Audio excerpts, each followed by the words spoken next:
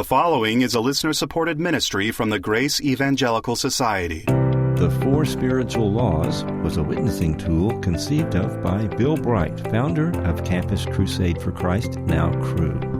Today we'll talk about, is it a good tool for witnessing? Is it okay to use it? Hello, this is Grace in Focus, and we welcome you to this episode. Grace in Focus is the radio and podcast arm of the Grace Evangelical Society. We come to you each weekday from North Texas, where we have our office, and we also have a website we'd love for you to explore there a little bit.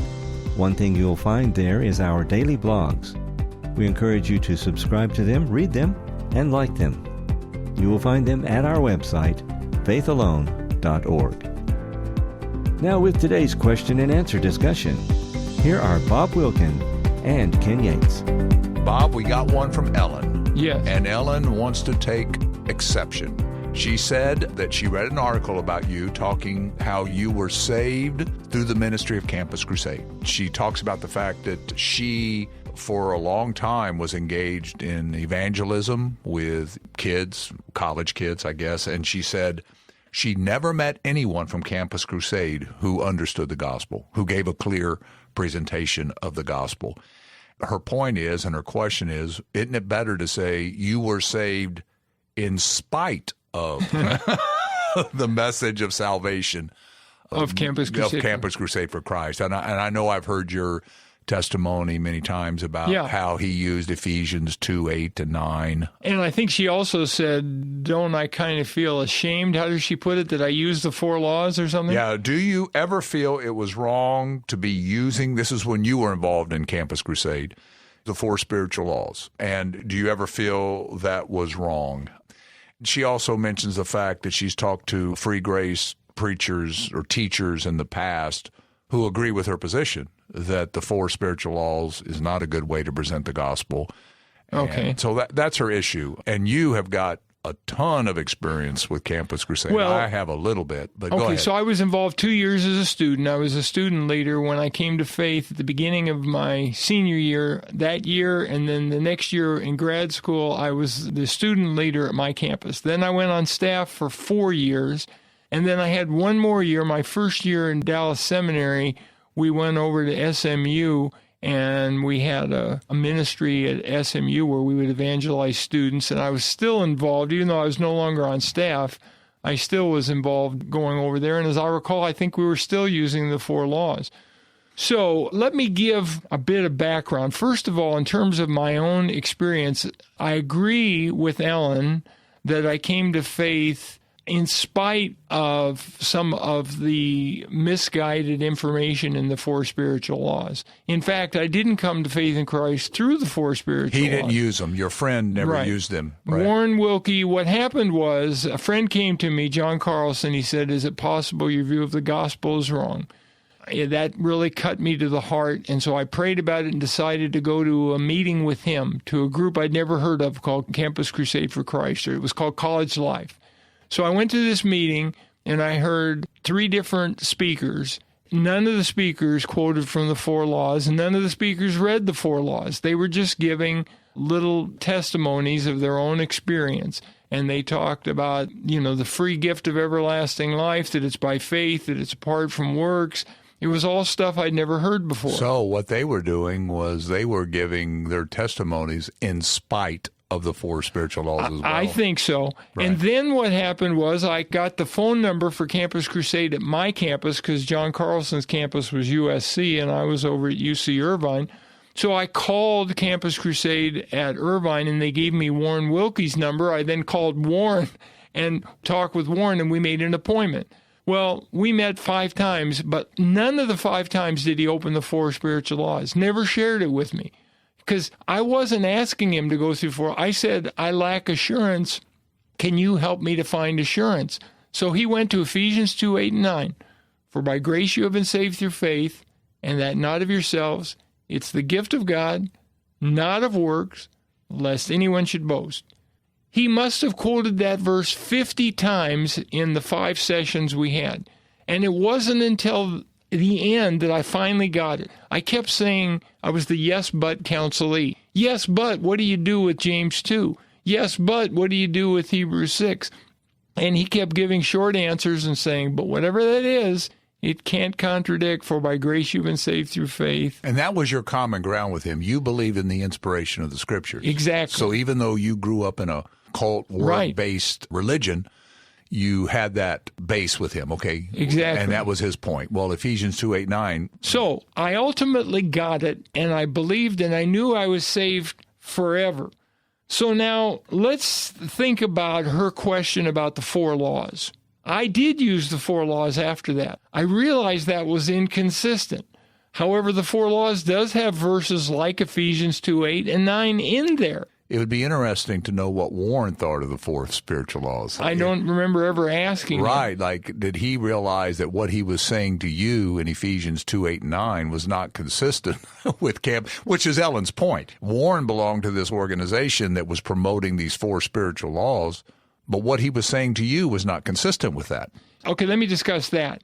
On a scale of 1 to 10, I do not think that the 4 spiritual laws is a 10, if 10 is excellent. But it's also not a 1. I have probably a couple hundred tracks in my files, and I can tell you there are a lot of worse evangelistic tracks than the 4 spiritual laws.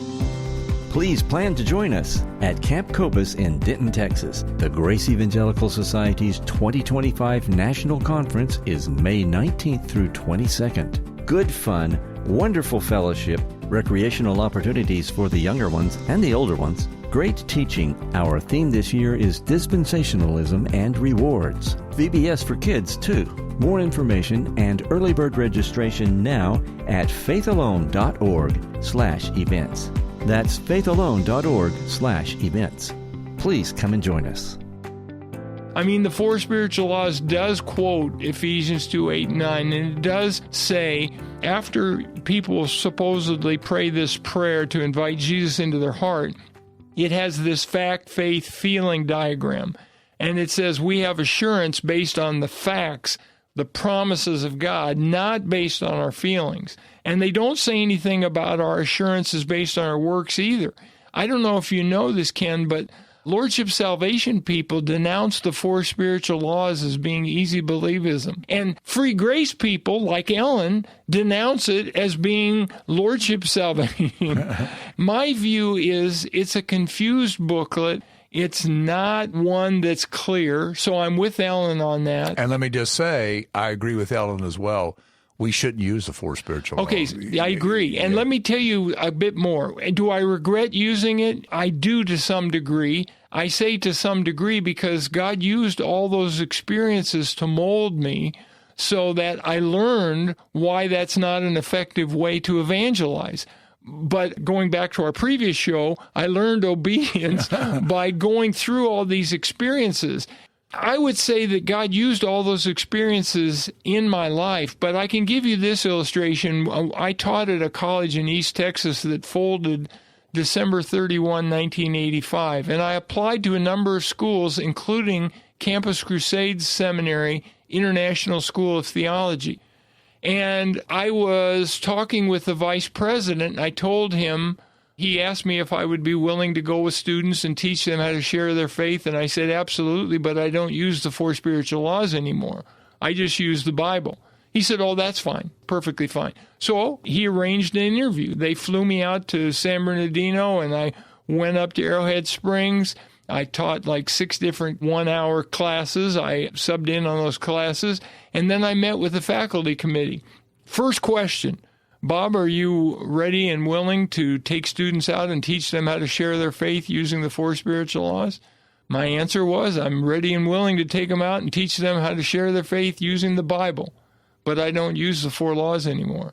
And the guy's like, why did you even come out here? That's a showstopper. You can't be on staff if you don't use the 4 laws. I said, that's not what the vice president told me. So in answer to Ellen's question, I don't use the 4 laws anymore. It cost me that job, although I ended up getting hired by Multnomah, which was a good situation, except for the fact that Portland was not a place for Sharon, and so we ended up leaving. But that was also in God's sovereignty, because that got us back here, got me heading GES full-time, which I started during that time. So in terms of the 4 spiritual laws, yeah, it's not clear, but it's not as bad as it could be. I would not use it. And you don't use it. I don't use it. I wouldn't recommend anybody to use it. I don't think it's a good tool. I think the best is a booklet called Living Water, and it's the Gospel of John translated by Art Forstad in a translation called Logos 21, the Word for the 21st Century, and it's got footnotes. It's at about 6 different passages, and guess who wrote the footnotes? Zane Hodges, Art Forstad, Ed Underwood, and me. And there's also the track that Bob Bryant put together, right? Yeah, I think How to Be Eternally Secure, or right. You Can Be Eternally Secure. And we have those, and those are far better than the 4 spiritual laws. I agree. So, Ellen, look, I'm simpatico with what you're talking about. I get it. I was talking to a fellow Focus Free Grace friend, a pastor, and he feels that Campus Crusade for Christ has done more for the cause of Christ than practically any parachurch ministry. I don't know, maybe so. At Dallas Seminary, and this friend of mine's a Dallas Seminary graduate, most of the guys we went to seminary with either had been on staff with Campus Crusade for Christ or had been students involved with Campus Crusade for Christ.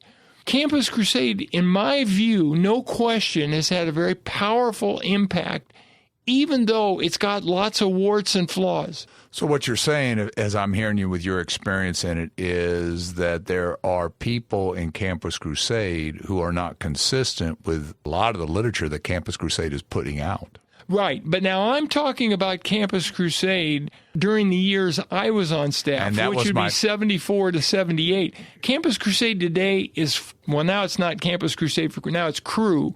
Cru is nothing like it used to be, because now you can be charismatic and be on staff. Now you can not believe in eternal security and be on staff.